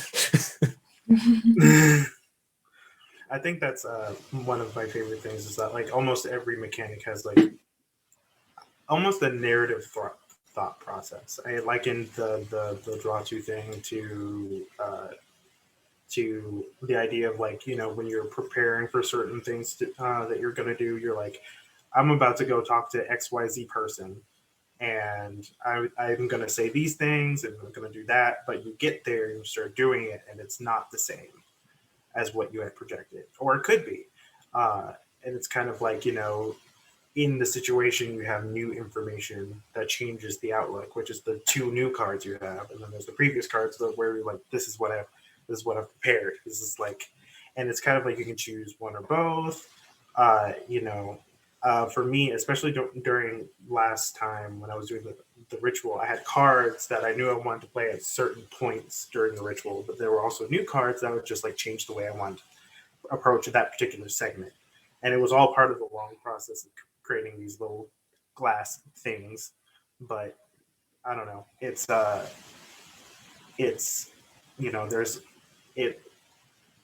Once again, it hits that level of serendipity and process that a person makes. Yeah, that's it. Nice. Yeah, I thought it was great. I drawing the cards for the shadows and like, having that interaction with the GM that they can sort of play on that was super fascinating from like that player narrative point of view. And then that idea of, okay, this is the aptitude that I am dealing with, finding a way to, and then going into it, you're like, I really think that this is the direction they're going. And then maybe, getting the other cards happens. And then after you get the other cards, it's like that introduction or like that ability to either do improv or like go with the flow sort of thing that you originally had. So that ability to sort of just change was really interesting. And also it's nice to, I want to do this. You draw the 2 cards, then you can pick of the 4 which one you want to do. There is like, the part of myself that's like, I want to pick the big number, but then it's like, you want to, but is that really right? But because of the way it seems like it's encouraged that you don't just want the biggest number, and you're not scrambling to, at least for me, you're not scrambling to find a reason to use that. It's like what fits in that sense. For example, for Flick, communication and connection is such a big thing for the character that it went well for myself. It went well for what I drew. Which was spades. I wouldn't have been able to say, oh yeah, like I was looking at shadows, and it wasn't really something that was associated mentally. Like in a way, probably a little bit more of the drive and the communication. And I think the story, the narrative, and the way that it would have been played out would have been different if I picked one of the different suits to use. But me at the time, and like with the way the narration was going, it really fit in. And I think that it's really nice that the game encourages you to not necessarily pick the big number, but when you draw, which card falls in the right place for you.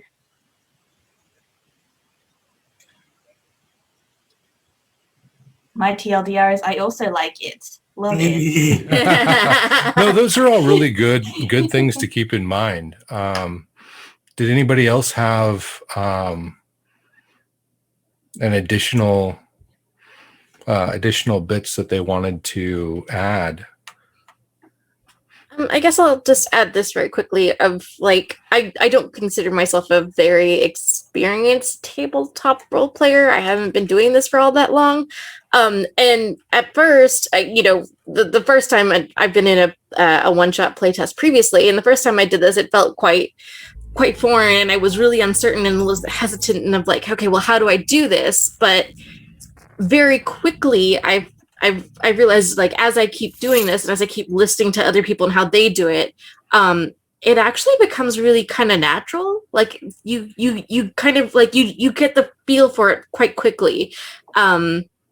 And shush, B, shush, I love you, shush. But I like that. Like, it's different, but at the same time, it's not like you get the feel for it quickly. It's not like completely foreign where it's like I don't understand what I'm doing at all. It's like, oh no, okay, you can kind of feel it out and get a feel for, okay, well, if I do this, then this will happen. If I do this, this will happen. So I appreciate that. I think we have a new question from Mr. or Mrs. or gender neutral pronoun. Godless lawyer. Yep. Yes. Godless lawyer. Yeah. Is there any potential for gaming the card draw system, like trying to proc skill checks just in hopes of improving the cards you're holding? Is that encouraged, discouraged? Just a style that you could play if you want. I'm gonna jump on this one. So originally the system was built similar to Castle Falkenstein, where you have 4 cards. One of the things that I found about Castle Falkenstein is that a lot of times people will hesitate about playing high cards because they don't want to, play them at a time that is not perfect. So I was talking with Jonathan Mendoza, who's on the team, at Ryamasa on Twitter, if you want to go check him out. And he was like, well, why not make it 2 cards and you draw up to 2 and then discard back down to, or draw up to 4, discard back down to 2, play 1, discard 1. And then you can kind of cycle through and kind of decrease that angst. You're never going to be stuck with just the 4 cards in your hand. There's always this opportunity to get a card that's better than what you might be holding, or different than what you might be holding. And that can kind of decrease, some of that desire to hoard cards. As for gaming the system to proc more skill checks, there are 2 rules. I know you had to drop off last time, so you missed one of them that we talked about last session, but there's the mundane check rule. So if your base level is equal to or greater than the target number, the threshold that you're looking for, no playing of cards matters. If somebody chooses to play a card, it doesn't help them level faster. It doesn't have any sort of mechanical benefit in that way, unless they just want to show off and add to the story. The second aspect that we ask for is that it moves the story forward. So if they're doing something that will move the story forward, then there's no downside to them procking another skill, because they want to, add to that narrative, and they want to use the randomness of the cards or certain abilities or aptitudes that their characters have in order to be able to do that. You may have also noticed tonight that I had asked whether or not someone wanted to use their base rating, or if they wanted to exert energy their character wanted to exert energy in order to enhance and add to that base rating, that base aptitude. That's also another aspect of it there. Like, where is that threshold for that individual person? Do they really want to put in the extra effort, or are they just going off of what they are, what their natural talents are. So that's, I hope, answers your question to your satisfaction. If not, feel free to add to it in the chat. I was thinking about whether Godless meant like counting cards, basically, which I can't even imagine how you would do that in Omens or anything. And if you did, what purpose it would serve. But you shuffle after every time. I would say like So I feel like you like to play devil's advocate, you absolutely could, but there's no reason to. There's nothing that you would gain from doing so is the reason. Like you could do that to potentially get better cards, but at that point, the purpose of why you're doing that is not what the point of the game is. I am now very interested in a card shark GM for this game. yeah, I mean, Wow. yeah. Yeah, I see the more like hunting for the ace or hunting for a joker kind of thing. Yeah, I can get that. It is possible. Someone could totally do that, but it's it is not rewarded by the game. If someone chooses to, sure, they could play that style. But again, it goes back to asking them that question: how does this move the narrative forward? And that's what I do as a GM. What are you hoping to do with this? Not because I'm trying to get them to not play it, but because I want to build on it. And if you do that earnestly and you do that saying, hey, I really want to build off of what you're doing here, people are going to be, open to, like, okay, well, yeah, I get to add something now. And yes, to be Zelda's question, why is the cast so cool? I have no idea, but they are amazing, and I am honored every day to work with these people. So do not lie to these people. Hey, Chris. Yeah, I'm gonna pull the Uno reverse card and ask why you're so cool. Oh yeah, I can agree. I have no idea. Yeah. Dude, I don't either. I don't know how we got here. But thank you for that. I want to applaud Chris's ability to work in all of our cultural narratives into seamless like play. Like everyone's interaction with like what they did when they got off the ship was totally different. And they felt different, but they had a cultural lens. Usually, when a person does that, it's kind of like, under their lens, which is fine. That's not a problem. But like, Chris took what we handed him and used our brushes to make that painting. Yeah, and I'm going to credit that back to the system, the things that we didn't get to see on camera yet, the character creation system, as well as this session zero mechanic that allowed or facilitated ways for you all to give me that information, so that way I could then go and say, okay, I'm gonna add in these bits because I know this, because I've taken notes on how you created the character and on the different ways that you guys built party connections through the session zero mechanic. Those are things that are very important and things that are going to help other GMs be able to do that as well. And we'll see more of that in a different series. I'm still building out the cast for that one from our team. That's going to be on Craftic Studios, a different channel. And that has to do with the bonds and stuff that we create, the social aspects of Omens Rising, and the inclusivity and sense of belonging that we search for with building this game. So we will be showcasing that at some point in late June, early July. So be on the lookout for that. And we've gotten to the end of our session for today. So I do want to go around and do a series of outros. But before I do, I want to thank the audience. You guys have been amazing. Thank the Raiders for popping in. You came in during our Q&A, and I know that was kind of late in the game to know what kinds of things we're asking questions about, but we will be back next week, and you are definitely welcome to come join us again.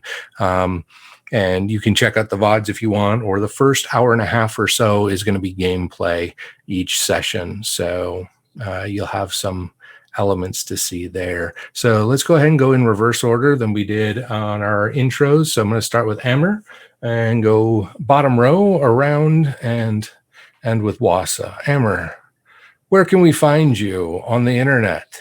Hello. You can find me everywhere on the internet at Amaraz, mostly Twitter. I do a bunch of streaming like this, as well as Super Splash of Color on Lark Network on mornings before this.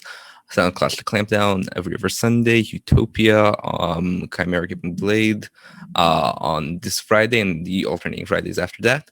On top of that, as a game designer, Chimera's public playset, the first ever public release, is hopefully, if nothing goes wrong, will be available for you to acquire on itch this Monday. So keep an eye out for that. That's it for me. I think I'm next. Hello, my name is Leona. You can find me on Twitter at the Leona Maple. I am a writer here for Omens Rising, as well as one of the consultants. You can find out more about everything that I do on my Twitter. I am a sensitivity reader and intersectionality consultant.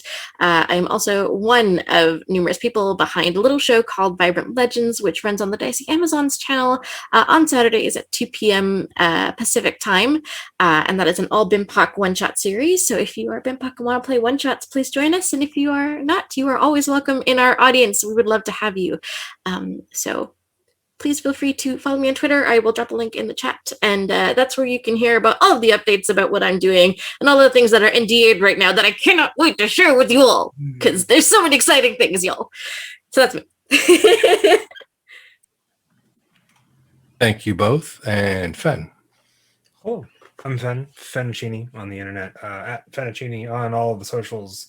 Wherever there is one, I think I am actually on that as Fennicini, maybe possibly. I don't know. We'll find out.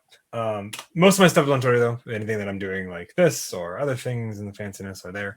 I am a bit of I'm a writer, graphic designer, streamer, and I do a bit of that all over the place. So it's just Twitter's the easy spot to keep up with what I do.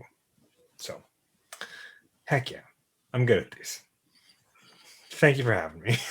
Well, thank you for being here. Jamar. I guess I'm Jamar. I am. I am the writer for the Keys No X, so if you caught Itsuki being weird, I designed that on purpose. Otherwise, I am now a college graduate. I'm still getting used to that, and I write sometimes. But mostly you can find me on Twitter at Poppy Wolves, Poppy like Spanish for dad, and you can bother me there. Wassa. That's going to stick. No. I can tell. We don't have to Hey make it guys. stick. No, it's all groovy. It's Wassa here, and I am on Twitter, Wasabotte. It is WASABOTTE. I will put it down in chat. That is my Twitter. I live there every now and then. I am obviously in the land of Australia, which is why I sound slightly different to our wonderful folk here. Strong as accent. And I do tabletop RPG writing. So I also live in the land of NDA, and I am currently living that great life. Find me there just yelling about things every now and then, and hopefully later on / soon I can share what I am working on. Just some cool stuff. But yeah, that's me. Chris. I love how many of the what I'm doing ends with hopefully soon I can tell you. Yep. So I've been your host and GM for the night. My name is Chris Geary. You can find me in Twitch chat and on Twitter as Chris Geary. You can find me currently on Wandering DM on Fridays for Cyberpunk Red, and this 2 more Saturdays here on Wandering DM for alpha playtests. And then after that, in June, we will have playtests on both We Are Nerdsmith and The Hype Goblin. And Hype Goblin is day and time to be determined still. But We Are Nerdsmith will be Saturdays, starting June 5th for 3 of them. And that'll be 8 p.m. Eastern for the time slot of those. There'll be a 4th one on Craftic Studios, either starting late June, early July. And then we will have a couple special playtests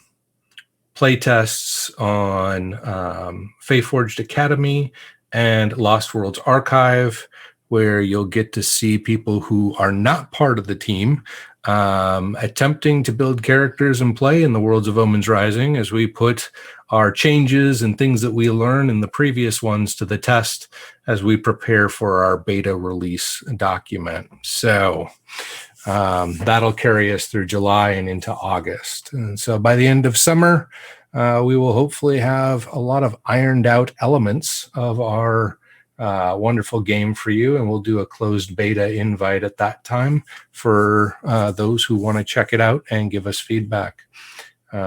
Until next week when we return, thank you for joining us and have a wonderful evening, y'all.